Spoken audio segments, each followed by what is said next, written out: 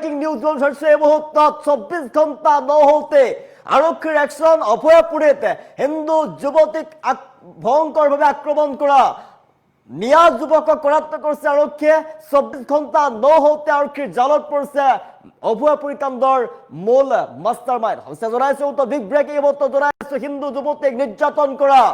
অভয়পুৰীৰ মিয়া যুৱক আৰক্ষীৰ জালত পৰিছে আৰু আৰক্ষীয়ে বৰ্তমান লৈ গৈছে আটক কৰি মিয়া যুৱকক অভিষা জনাইছে মুহূৰ্তত অভয়পুৰী কাণ্ডৰ মূল মাষ্টাৰমাইণ্ড 24 ঘণ্টা নহওঁতে আৰক্ষীৰ জালত পৰিছে অভয়পুৰী কাণ্ডৰ অভিযুক্ত ৰফিকুল ইছলাম নামৰ মিয়া যুৱক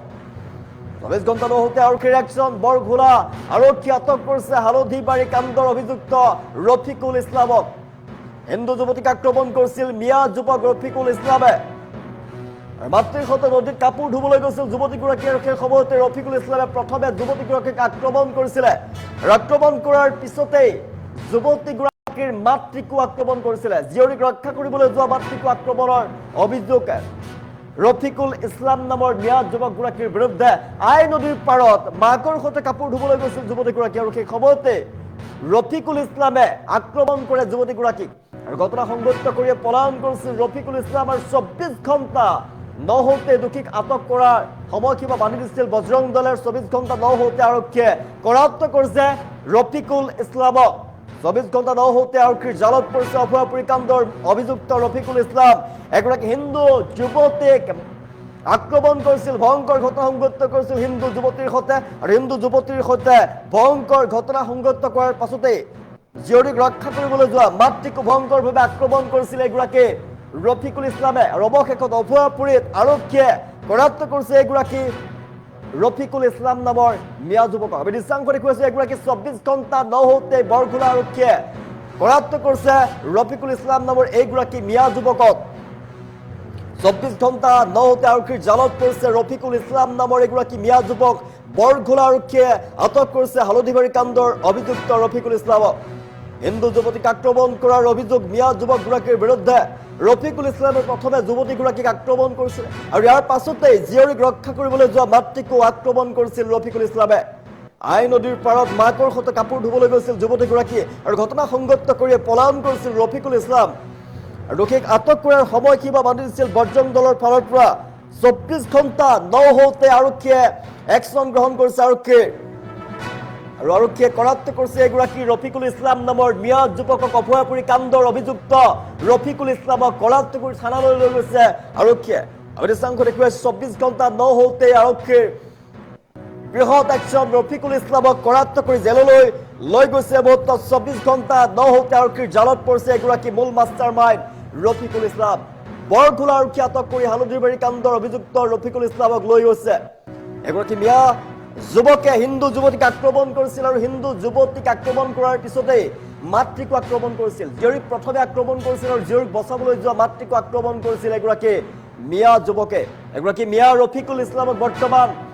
কৰাত্ত কৰিছে আৰক্ষীয়ে আৰু আৰক্ষীয়ে আটক কৰি লৈ যোৱাৰ দৃশ্যাংশ আমি দেখুৱাইছো বজৰং দলৰ ফালৰ পৰা হুংকাৰ প্ৰদান কৰা হৈছিলে আটক কৰাৰ বাবে দাবী জনাইছিলে এগৰাকী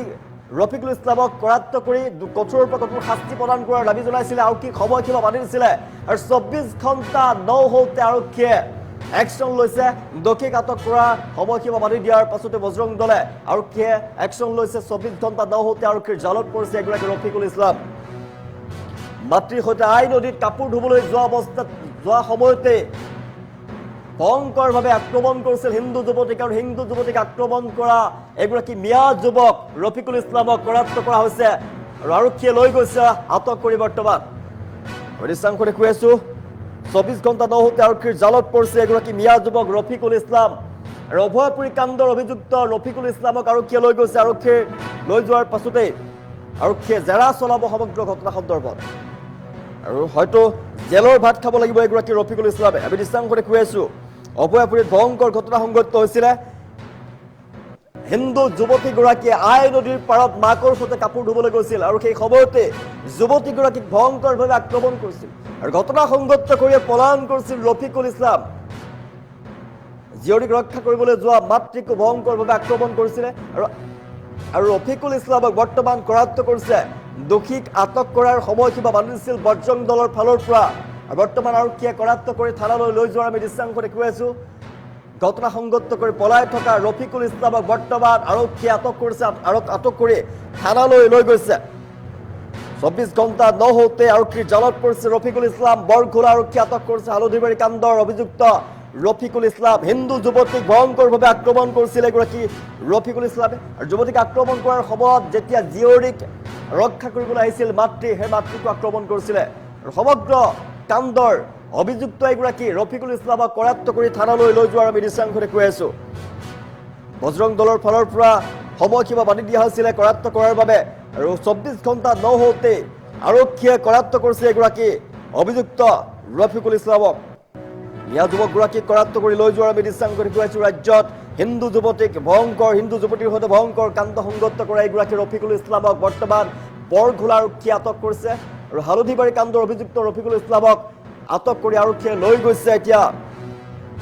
থানালৈ লৈ যোৱাৰ আমি দৃশ্যাংশ দেখুৱাই আছো